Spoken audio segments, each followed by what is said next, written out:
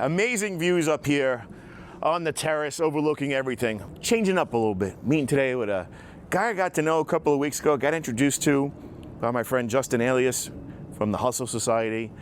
Another Northeasterner that moved down here because, let's face it, it's probably raining and windy and cold up north in the Northeast, and it's sunny and beautiful right here in Miami. Stay tuned. I'm going to chat with Evan Solomon, a guy that's really changing the face of so many businesses behind the scenes. Get to know him.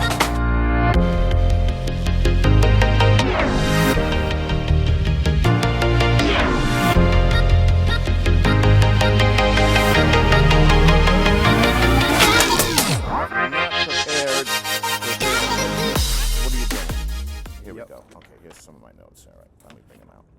All right, so Evan, this view is what we call definitely Miami. You have downtown, you have all the way up to Midtown, Aventura to the beach. I mean, it's spectacular. Thank you. This was probably an easy decision. How was the process moving down here? The process was quite a journey with two little ones and all kinds of junk that I'd hoarded for so many years. Yeah. And we made it, and it's been an amazing journey with my little family, and to come to greener pastures or warmer pastures or whatever you want to call it.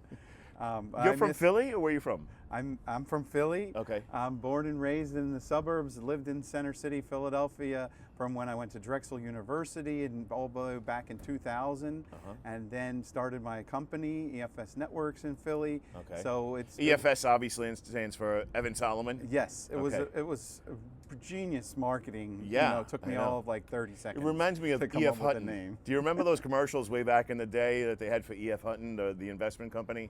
Yeah. When E.F. Hutton speaks, you know, everybody listens. EFS, there you go. Genius. And you're, you know, we're going to talk about technology and some of these other companies that you're involved with. And we're going to start, as usual, talking about Miami because there are so many people that have moved down here. How did you decide to move down to Miami? I mean, you didn't even like put your toe in the water and go to Fort Lauderdale. You came straight to Brickell. What was your deciding factor of saying, I want to move to Brickell? YOLO is the good That's what the kids say, right? Yeah. Explanation. Yeah, some of the words my kids come up with, I don't even understand where they're coming from. And you have how many kids do you have? I have a little boy who's 7 and a little girl who's 9. Wow. Yeah. Okay. So, and have they adapted to life here in Miami? They love it. Yeah. And what they are learning here as normal, we have to be very careful as what they consider like normal.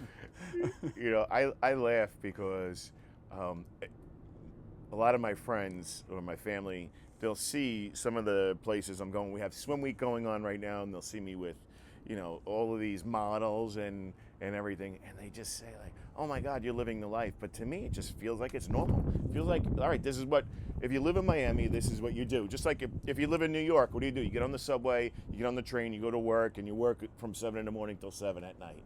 Here, it's a very different, laid-back lifestyle where you're enjoying life. Oh yeah, and we work and we make money, but we really are here to enjoy life. You feel it's that way? I feel that way, but I also feel like there's some brilliant folks from all other parts of the country and all other parts of the world, Latin America, that have come down here with that work ethic. Definitely. And are still grinding it out. Yeah. They're not on the Instagram feed, they're just in front of their computer like me. That's the right real now, Miami. Paying for the bills to live here. We'll talk a little bit more about Miami in a little bit, but I really want to talk about a couple of different things. Obviously, let's start with EFS. So you started it over 20 years ago. Yes. What made you start it, and how has the company changed from when you started it to what it does now? Because technology is completely different from then until now. Absolutely. When you started, you probably had AOL. And now Google just came out with VO3, and we're making movies by just typing in a prompt. Well, we had AOL Instant Messenger. Definitely was using that in college. And ASL. Facebook had just come out. It was still like only limited to colleges. You had to have a college email address to sign up for Facebook. Yeah, and you had to be like up in the Ivy League schools up in the Northeast in order to use it. Yeah, so I mean, I was always a tinkerer when I was growing up, and I had a computer in my room with a dial-up. My parents got it for me when I was like 10 years old. That's great. And just during college, during high school, like I had like this side gig.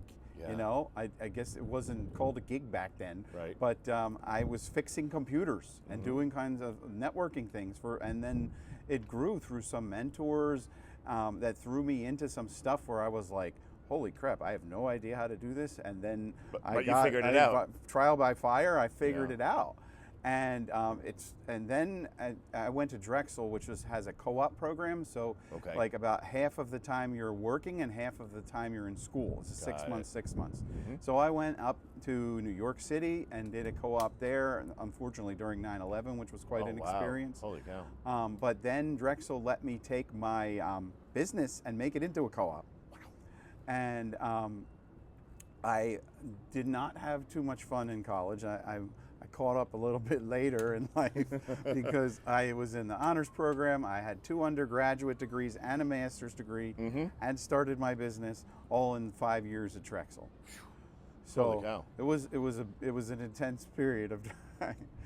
But how different is the computer and technology business now versus back then? Like Oh, I use yeah. the joke saying AOL, but how different is it? Well, first of all, everything was on premise. Like it was physical servers and racks of stuff. There Yes. was no cloud. Mm-hmm. Yeah, and you know, we started as an IT services company, servicing small, medium businesses just with all things IT related. Their network, computer system, servers, whatever, web. And then I got turned on to software development, and the light bulb kind of went off in there. And since then, you know, our business still has some IT services, but really we're a software development company. Okay. Now, when you say software development, you know, I still remember buying my first computer, and they upsold me on, well, you should get this, you know, as an add-on, and then you literally like had to put the disk in. It was hard drives, like the mini floppies, I guess they called them back then. But now, like you said, everything is cloud. So when you say you're doing software development, is this like plugins that go into other programs? I know we're going to talk a little bit about Zoho, because I know you're really involved with that. But explain it to me as if I'm a third grader. What does your company do on a day-to-day basis? Awesome, and I did it for both my son and daughter's back to school day. So make believe we're in that classroom. Version. I'm the teacher. Make believe we're in the classroom, and you're explaining it to me, you know, to the kids in the class about what it is that you do. Sure. So I mean, nowadays there's incredible software that's already in existence that for your business you don't have to create something from scratch. Okay. Even if you have a great new business idea, like you don't necessarily need to make a custom piece of software from scratch. Right. So a lot of what we do are pre-existing pieces of software that has like a million bells and whistles, light switches if you wish. And we can customize them around your industry, around what makes you unique and fitting your business. Got it. So from scratch is not as big of a thing anymore. And then of course you might have a lot of other different pieces of software. You're in your Microsoft email and your Google chat and whatever other line of business software that you use for your industry.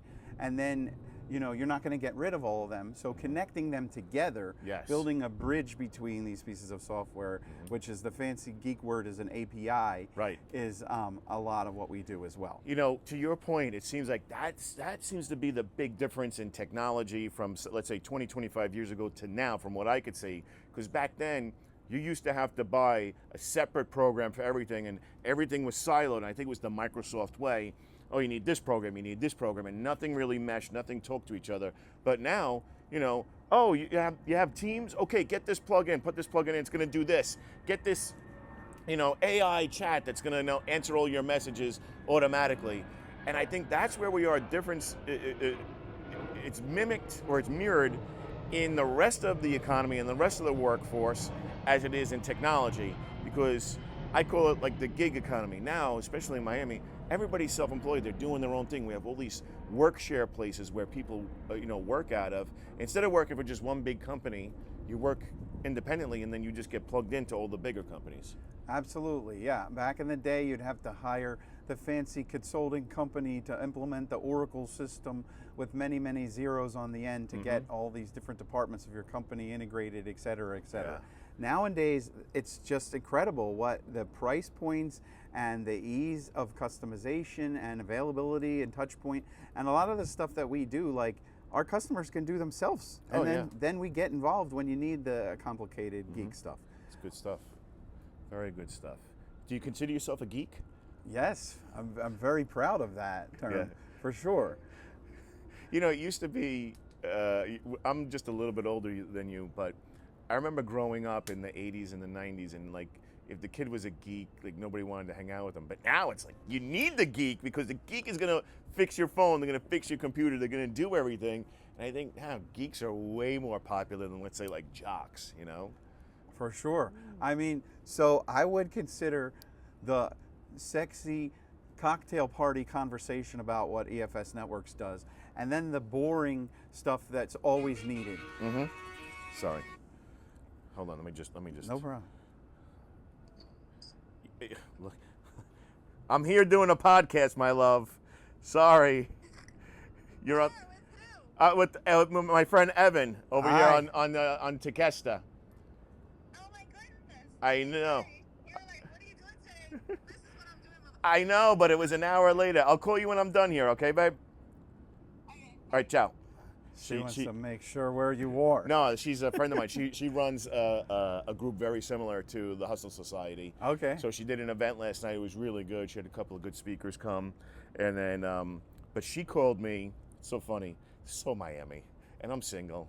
So she called me with 3 other girlfriends that look like that on Tuesday night, and I had just gotten into bed. The Knicks are losing. It's like the end of the Knicks game. I literally just crawled into bed, and she calls me. She's like, "Hey, it's my birthday. We just got done with dinner. We're looking to go out. Where can we go?" I'm like, "I don't know. It's Tuesday night." She's like, "You know what? One of the girls here, she's here from Toronto, and she loves mangoes. We're going to go to Mangoes on Ocean Drive." I said, "If you're going to Mangoes, I'm getting out of bed right now, and I'm getting dressed, and I'm going to Mangoes." And she goes, "We'll be home by 12. We're only going to go for one drink." Yeah, right. 3 in the morning, we walk out of there. Yeah, right. It is great, man. So let's talk about, it's funny, there are so many companies that are behind the companies that we all know, right? Which you don't even realize it. And Zoho is this company that you had told me about, and then I started doing some research, and I guess you do a lot of work implementing Zoho with companies. Can you explain to us what Zoho is and what exactly you do? Yeah, absolutely. And the core of your show has a lot to do with real estate and mortgage industry. So I'll spice it to that. Okay. Explain to us first what Zoho is. Sure. So Zoho is a CRM or ERP system, which means customer relationship management or enterprise resource planning. But basically what that means is it's a giant piece of software that has many different components of it, and you can pick the pieces that you need to automate things in your business. So the CRM, which is the most popular part, is sales and marketing. Got it. Okay? There's also customer service and accounting and operations, and it goes on and on and on. But usually most businesses start with CRM, which is sales and marketing. And usually most businesses have either one of 2 situations. One is they have like the core piece of software for their industry, which in the mortgage industry, there's this one thing called Arrive, which is like a mortgage processing software. But what it does all the steps of the core processing a mortgage and the lending and the pulling the signatures credit and all the other and underwriting it and processing it and then getting it ready for Exactly. closing. Yeah. But you want to get new customers. You want to do leads funneling. You want to nurture all the people that you've spoken to and see maybe they have a change in their life situation or whatever the reason is that they may be another customer again. Yep. It's not good at that. And we've seen that in many other industries too. There's like a core piece of software that does your stuff, but then when you want to do sales and marketing, it's not there. Another great example is in the medical field, like in any kinds of like medical services businesses, and Zoho is certified for the HIPAA compliance. Right. But imagine you have any health and wellness company, you have like a med spa, or even just like doctors that are like doing concierge medicine and trying to get new patients. Well, the electronic medical record keeps track of your, previous surgeries and allergies and stuff, but it's not marketing to potential customers. Right. So that's where Zoho comes in, and that's where Zoho can play well with others. And without you getting rid of that core piece of software that just turns the gears for your business, all of a sudden you can funnel out the data from there, or Yeah. funnel in the data from there once they become a customer, and then use Zoho for sales and marketing and all these kinds of right timing kinds of things that you want to know what's going on, Yeah. instead of doing this all manually. You know what I see is the difference between just CRMs. So I would put Zoho in the category of, let's say, like HubSpot and Salesforce, right? But like what I see is with most companies that use CRMs, that's really good at sending out their marketing flyers, keeping all their data on their clients in one place. Get even more advanced with like integrating your calendar and your social media and all your conversations in one place. But what I've been seeing more and more with the systems, which I guess is more like the ERP, is like you said, there's the sales end of everything, and then there's always the operations. I don't care what business you're in, banking, real estate, you go to any of these businesses over here, there's always two sides to the equation. And what I think these systems do really well, and I don't know if they're doing it by building APIs or however they do it, but they merge those two systems together.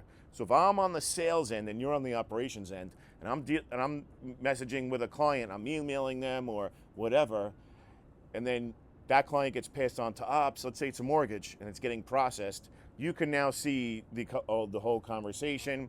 There's unification of conversations and customer data between all parties in a very compliant manner. Absolutely. So imagine you're a small business owner and you got the hustle and you have this in your brain, all the things that you do to get customers, to keep customers happy, to fulfill your products and services that you sell. We help you, from a consulting point of view, map that out. And we build these rules that then can be automated and do it for you, so that when you get involved, it's just at the right point in time when that customer is needing you to reach out to them and has that opportunity. And it also, like, our brains are computers are 1,000 times more powerful than our brains. Even if I say, Evan, I'm going to call you at 9 a.m. tomorrow morning, unless it's in my calendar, I might say, oh my God, I might be in the middle of having my morning coffee and say, holy crap, I got to call Evan, it's 9:30 in the morning. When you have everything that's in one central place that keeps your reminders and all your contacts and everything, it makes you more productive, and it makes a lot of these businesses a lot more streamlined.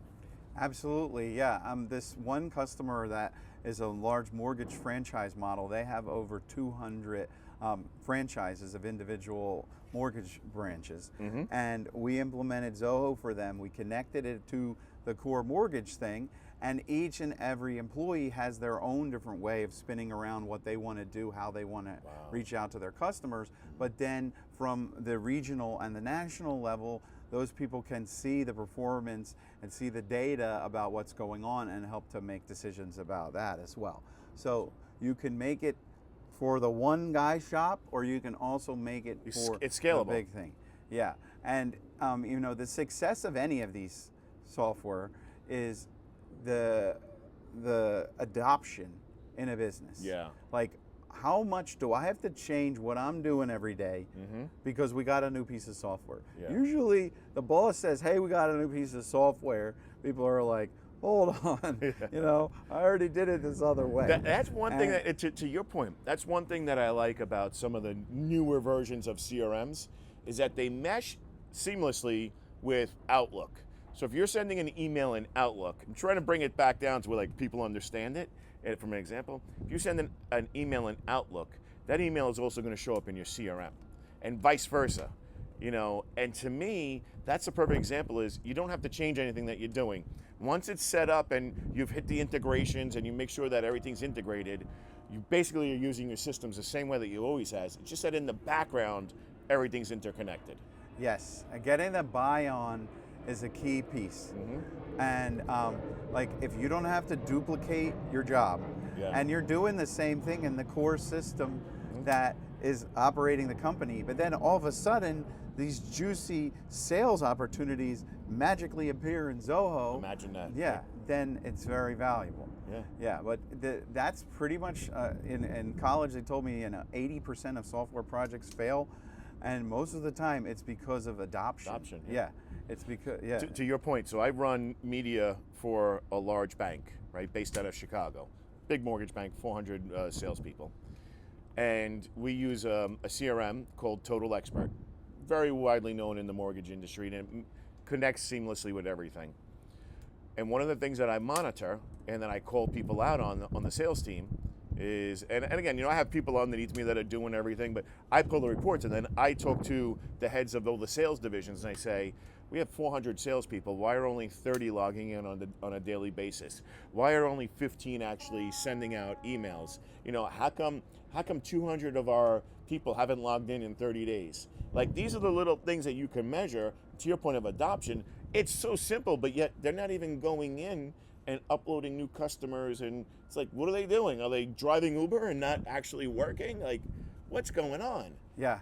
No, we've actually had a couple customers in the financial space where the big flag had some kind of CRM that they forced them onto, and then they never used it. So they came to us and we actually connected it via API to Zoho, and their life is much easier. That's and that great. information is at their fingertips. That is amazing.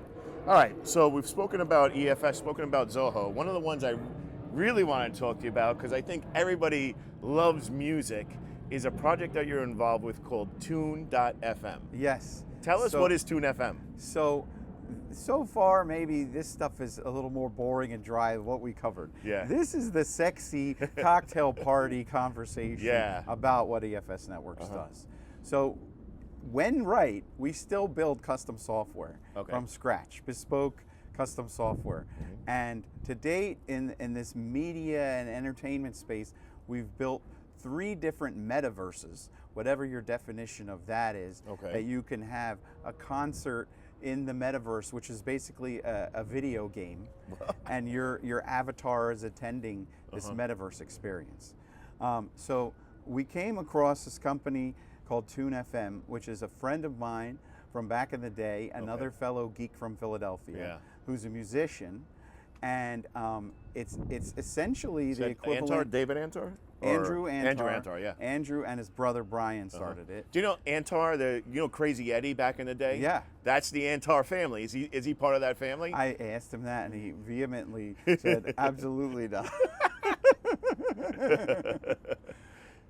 So Tune is essentially the Apple Music, Spotify, Pandora of the world, except for instead of you paying a monthly subscription on credit card, you're using their crypto token, and you're paying per use, per consumption. Which it may sound weird, like when your Spotify's $12 a month, but it actually works out to be usually less than what you're paying. But now, do you have to have a crypto wallet in order to register They for take it? care of all of that. Okay. So you So sign. are they like creating their own cryptocurrency almost? They have their own. Or you fund it they with have your their credit own card or your token. cash? Yeah. They have their own token, which is called the Jam token. Like you're going to jam to Appropriate. some music. Yeah. And it's based off of Hedera, which is one of the bigger cryptos up there with Ethereum and Bitcoin. But their token, you buy these tokens, and then you use the tokens in the music arcade, if you will, to play the music. But otherwise, it's the same exact experience as you would get from the Spotify or an Apple Music. Now, somebody really big, one of the biggest hip hop artists in the world, just left Spotify and went over to Tune.fm exclusively. Who are we talking about? Snoop Dogg. There you go. Snoop Dogg. SNOOP. And my friend, the nice nerdy boy that I Did know he do him a song of, with him? did a song with Snoop Dogg called Spaceship Party, where he played the violin and Snoop did the rest. And it's exclusively on Tune.fm. So yes, Tune originally started, for the more independent folks to make sure that they got their fair share of the licensing because they're paying the artist directly. But now it has some incredible traction, and things like Snoop Dogg are coming And what along. did you do? How does EFS interface in with Tune FM? So EFS does two major things for Tune. One is we supplement their development team, where we have developers on staff with them building in Python, which is the magic language that makes all this stuff happen. And the other is we help them with their cloud infrastructure. So their Amazon Web Services, which is probably more important than the AWS S3 regular buckets. Amazon. Yeah, sure. Yeah, supposedly has close to half of the internet is in the Amazon Web Services cloud. So EFS is a big Amazon Web Services partner, and we've built the infrastructure for Tune software and all these things that are happening with the crypto transactions to live in that cloud. In the back to school day for my daughter, I explained this: the cloud, the internet is like the highway, the software is like the car, and the house, the garage, is the cloud where the software lives. So essentially, Tune. That's a great analogy. That is great. Thank you. So, so now you're, I guess, so you're meshing in the Amazon, AWS, Amazon Web Services, those buckets in, so all of the music is digitally being stored in there. And then, is your company? Have you built all of the, I guess, digital mechanisms to go out and pull the music out and deliver it seamlessly? So nowadays, where music is all digital, there is no discs or anything. There's standards that, from Apple to Time Warner to everybody, has an agreed upon standard of which digital music is circulated around, so that it doesn't get pirated, so that you're properly compensated, etc. So those standards we've implemented in Tune, so that Snoop Dogg can take his label and drop off the music there, and then it's properly kept track of. Now, can creators, this is why, this is one of the reasons that I got into streaming TV, because you really have, and streaming TV follows the same exact principles as what you were just saying, right? But on streaming TV, you can pretty much dictate how much you want to get paid, any commercials you want to put in, whatever, so you really have more control over just going onto iTunes or just being on YouTube or whatever. Somebody like Snoop, can he dictate how much it's going to cost to play his music, or is it one flat fee? How does that work? Yeah, so that's one of the interesting things about Tune, is that they're much more direct with the artists, and they can negotiate whatever they want to be paid for it. And with Snoop too, like, he has exclusive content too that is only on Tune, and therefore only gets played. It's growing. It's in its infancy stage. When did Tune start, and what are like the future projections for Tune? Do you know anything about that? Well, they've done some incredible fundraising to date, and have over $50 million invested in the company. Really? And they're on the precipice, obviously, with these major musicians now coming onto the label. That's what I think is going to be the key. You need to get somebody like point. Snoop. They need to get somebody like Snoop in every genre. You know, a reggaetonero, a salsa singer, country music, whatever, heavy metal, rock and roll, whatever. Every genre, they need to have a major artist come in, and then that's going to bring everybody else in. Yeah, it's an exciting journey. That's cool. And I'm just holding on tight. There you go. Sometimes that's all you can do. I like to end this, we've been talking for almost a half hour now. It goes really quick, doesn't it? Yeah. I like to end this with what I call the favorites section. What's your favorite movie? Favorite movie, The Godfather. One or two? One. Okay. So you're the original. Okay. Yes. What's your favorite scene from The Godfather? My favorite scene from The Godfather. When Sonny at the toll booth. Yeah. When he just takes everybody out. Yeah. Yeah. Well, he gets taken out, doesn't he? Yeah, he gets taken. He gets shot. That was filmed on Long Island, that scene. Pretty cool. What's your favorite TV show of all time? Favorite TV show of all time. I don't watch a ton of TV. Even going back to when you were a kid. When you were a kid, what'd you have to watch? Married with Children. Yes! Yes! Such an underrated show, but when we were kids and we would watch it, our families would go nuts because it was considered disrespectful.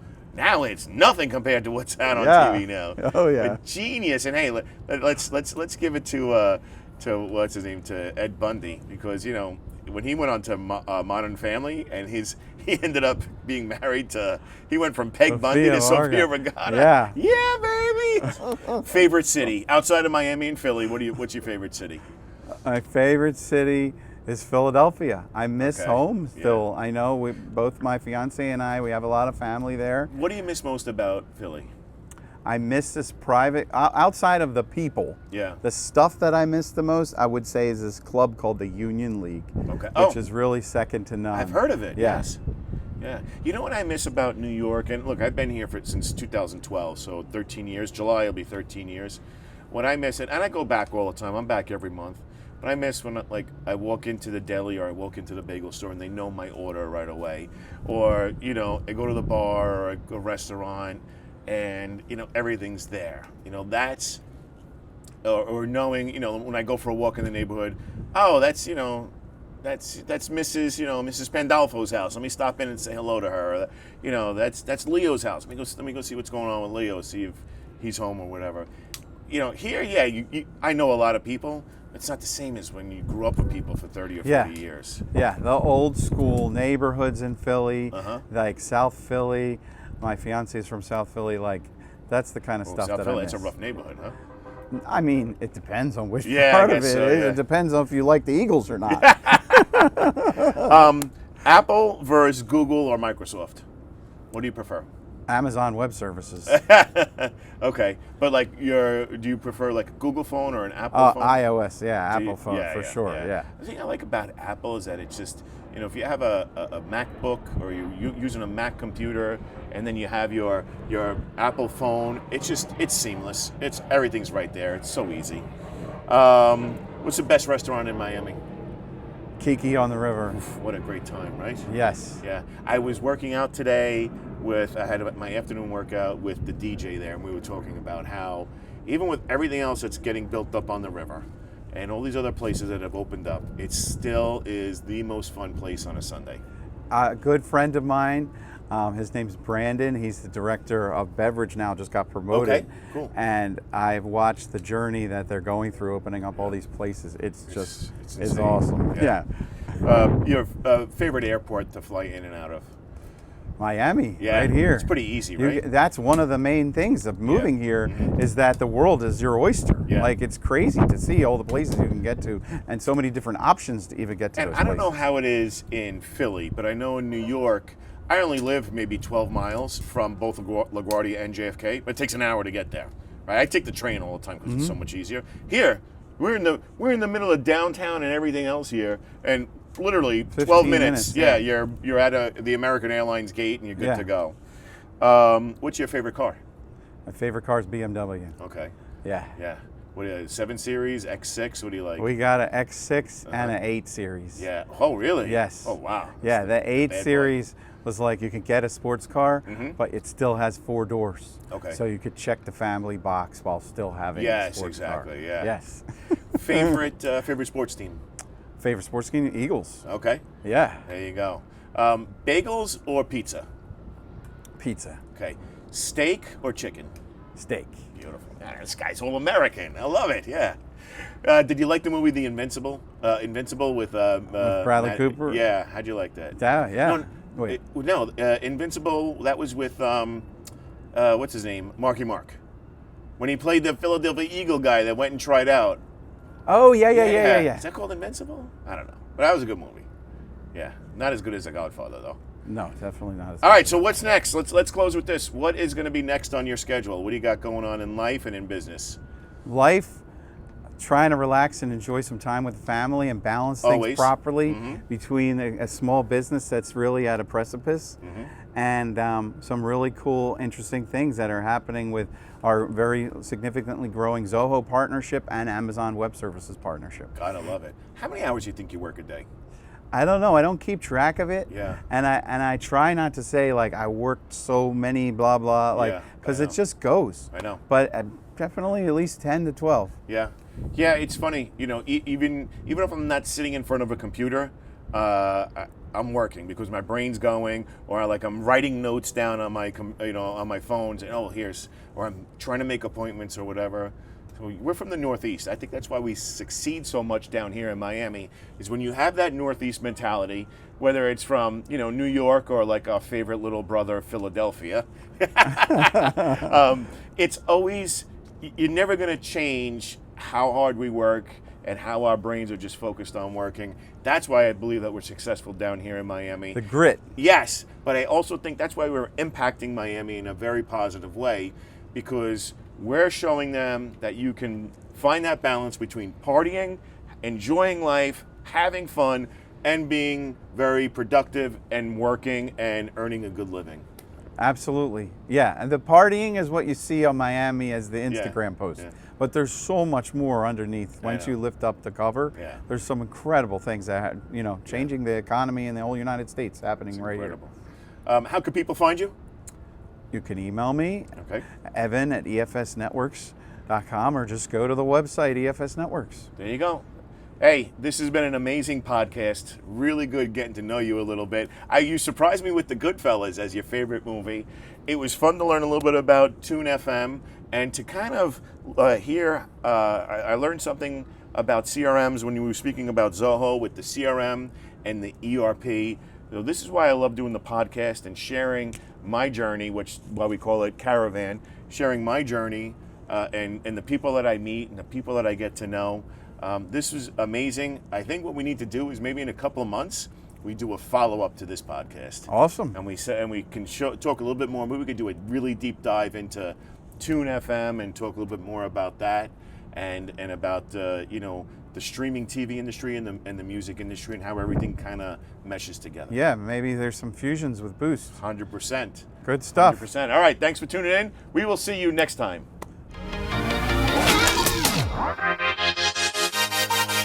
Got